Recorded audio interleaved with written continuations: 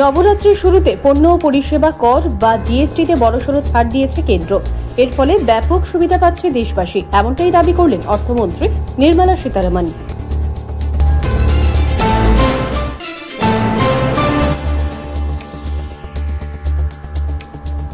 সীমান্তে সবসময় অনুপ্রবেশ রুখে দেওয়া সম্ভব হয় না। স্পষ্ট ভাষায় নিজের মন্ত্রক ও সীমান্তরক্ষী বাহিনীর ব্যর্থতা মেনে নিলেন কেন্দ্রীয় স্বরাষ্ট্রমন্ত্রী অমিত শাহ।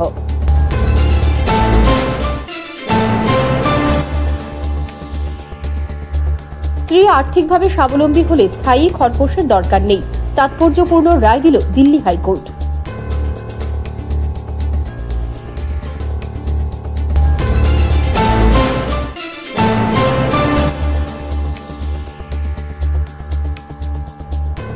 বিশালগড়ের নেশা কারবারি জেল ফেরত ভুট্টুর বাড়িতে হানা দিল পুলিশ। পুলিশের জাম্বো টিমের ব্যর্থ তল্লাশি।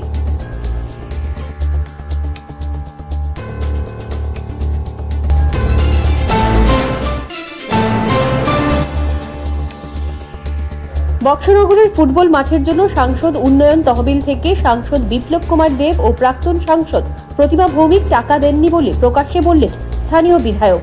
দলের সভাপতি তাকে বাধা দিলেও ক্ষোভ উগরে দেন তিনি।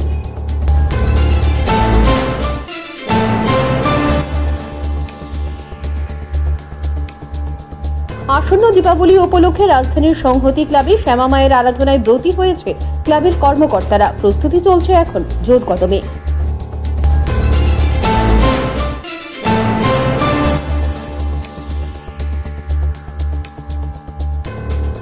জিরানিয়া রেল স্টেশনের ফেন্সিডিল কাণ্ডে নয়া মোড়, উদ্ধার হলো আরো প্রচুর এসকাফের বোতল।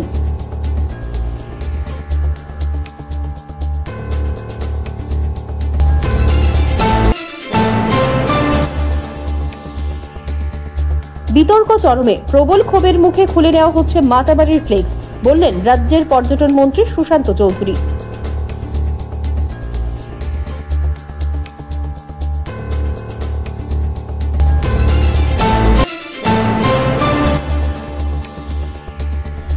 এক টিএসআর জওয়ানের অকাল মৃত্যু, শোকের ছায়া নেমে এসেছে ধর্মনগরের রাজবাড়ী এলাকায়।